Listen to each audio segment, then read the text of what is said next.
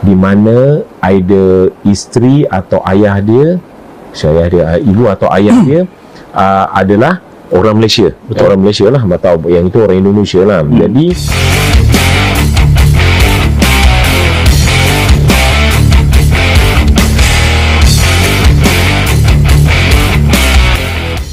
halo guys, jumpa lagi guys. Kali ini guys kita kembali akan mereaksi satu video miliknya Garuda Zone ya. Kita kan sama-sama tahu guys ya, kalau Malaysia ini menganggap ya kita ini adalah diasporanya mereka ya.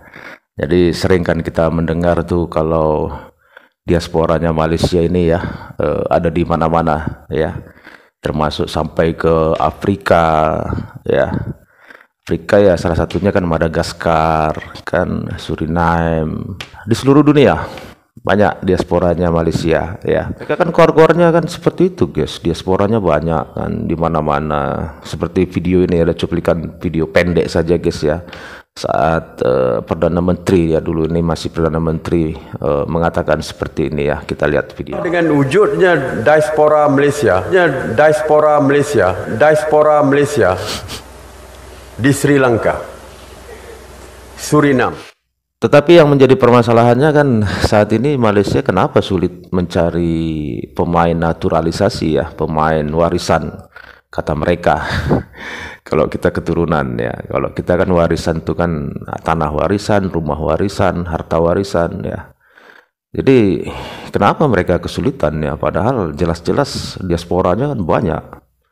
Harusnya kan mereka bisa mendapatkan pemain-pemain naturalisasi dengan sangat mudah. Kayak Sinathan misalnya ya, kita contohin. Ya datangilah Sinathan ini, kamu itu diasporanya kami Malaysia. Jadi ayo masuk ke kami Malaysia. Kan gampang seharusnya seperti itu. Kenapa harus kesulitan?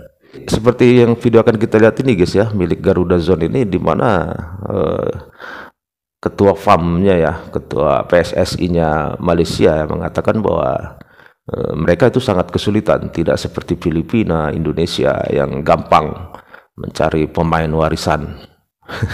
Pemain keturunan maksudnya guys. Oke, seperti apa guys videonya. Namun sebelum lanjut, nanti jangan lupa ya guys ya, dikunjungi channel Garuda Zone, di subscribe pastinya, dan linknya saya taruh di deskripsi ya. Oke, langsung kita tonton videonya. Tak dinafikan kejayaan sekarang Persatuan Sepak Bola Indonesia dan inisiatif Ketua Umum Pak Erick Thohir dah membuka mata di seluruh Asia, juga Asia Tenggara. Pak Erick khususnya dengan bawa masuk ramai pemain warisan dari Eropah untuk mempercepatkan dan menambah baikkan tim Garuda. Jadi Datuk melihat usaha yang dilakukan oleh Pak Erick Thohir ni macam mana Datuk? saya fikir pemain warisan ni kita perlu lihat dengan naturalized player. Naturalized player ni dia tak ada kaitan langsung. Pemain warisan ni adalah heritage players, di mana either isteri atau ayah dia, ibu atau ayah dia adalah orang Malaysia. Betul, orang Malaysia lah, atau yang itu orang Indonesia lah. Jadi mereka ni ada layak mendapat pasport dan boleh bermain. Ketika di tempat kita ni sekarang ni, seperti mana yang saya maklum pada semua barisan coach daripada senior team sampai youth, kita akan mengambil pemain warisan yang kualiti tinggi supaya kita untuk mewakili negara. Tetapi ingat, kita ni takkan sama dengan Philippines ataupun dengan Indonesia. Mereka punya banyak pemain warisan yang boleh mereka pilih, kualiti dan kuantiti. Kita ni very limited, dan banyak daripada portal tu mengatakan ada kita FM tak push, banyak yang fake. Dan counsel saya Christopher Rush yang memantau perkara ini telah melihat yang reason ini pun, pemain ni pun bila kita PM dengan dia pun dia tak jawab, dan kita pun dapat tu dia pun tak ada mak ayah atau ibu atau ayah dia daripada Malaysia.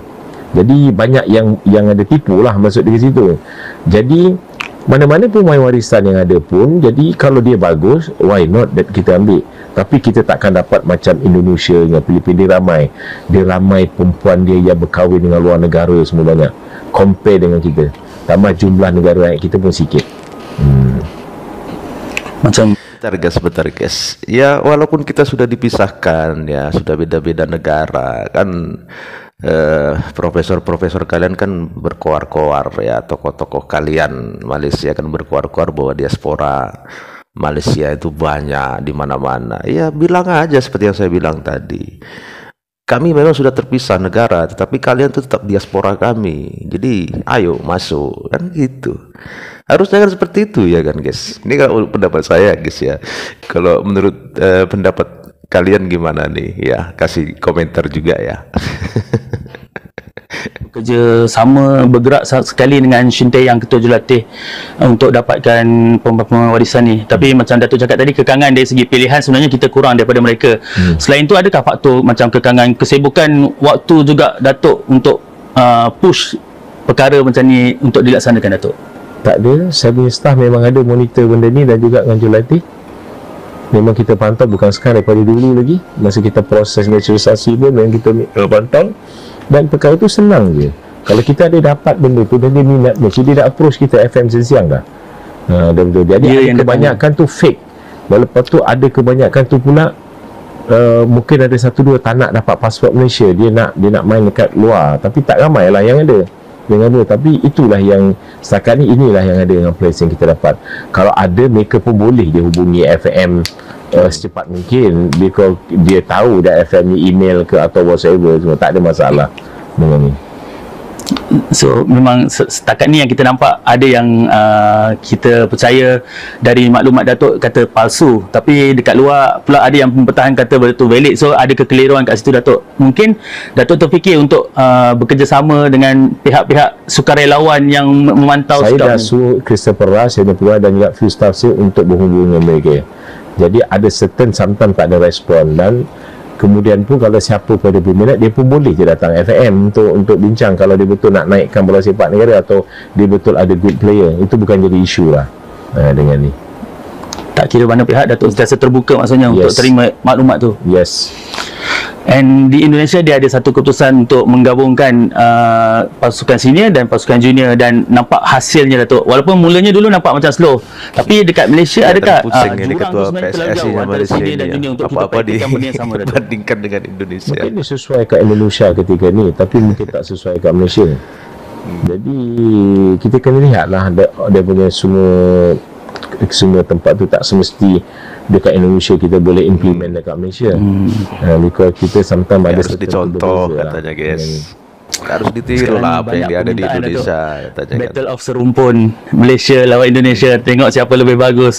Mungkin perlawanan persahabatan yang dinanti-nantikan ni boleh diusulkan atau memang ada dalam planning, maybe dalam pesta bola mereka ke, Datuk? Mereka asyik serumpun aja ya kan. Nak ajak kita lawan pada last year saya ingat, tapi kita tak dapat ada timing tu, semua under 23 dah saya ataupun senior team.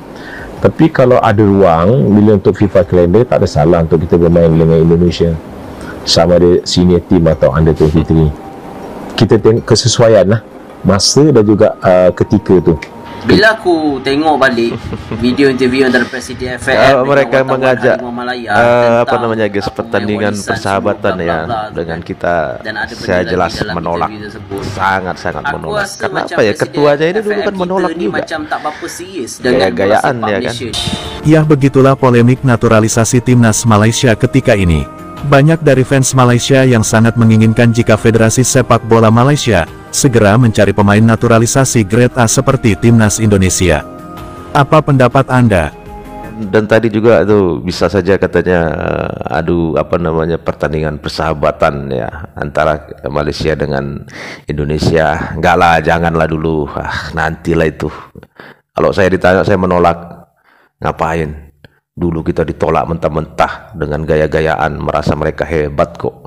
Masa sekarang kita lagi mau bertanding dengan mereka? Nantilah, kecuali kok ajang-ajang resmi bolehlah. Tapi kalau cuman persahabatan, cuman uji coba katanya, nggak usah. Ngapain? Nggak penting itu. Wah, menurut saya itu nggak penting. Bukan kita meremehkan ya, kita nggak meremehkan Malaysia guys, timnasnya nggak. Kita nggak boleh seperti itu. Mereka menolak kita ya, gantian kita sekarang menolak. Bukan berarti ini meremehkan timnas Malaysia, tidak ya. Kita tidak boleh meremehkan siapapun, timnas manapun kita tidak boleh. Karena mereka jelas meremehkan kita waktu menolak uji coba dengan kita, ya kan. Kalau kita jangan, kita bukan meremehkan, tapi kita menolak. ingin membuktikan, mengatakan bahwa kami Indonesia bukan negara gampangan. Itu aja sih kalau menurut saya. Semoga Pak Erik itu menolak mentah-mentah itu ajakan mereka uji coba apa uji coba. Ya, sekali lagi kita nggak meremehkan timnas Malaysia ya, nggak. Ini kita hanya ingin membuktikan bahwa negara Indonesia ini bukan negara gampangan. Itu aja. Jadi guys ya, sampai di sini dulu videonya. Kalau menurut teman-teman seperti apa ini, kasih komentar ya. Dan pastinya terima kasih sudah menonton. Sampai ketemu lagi di video-video selanjutnya. Tetap semangat. Salam sukses buat kita semua.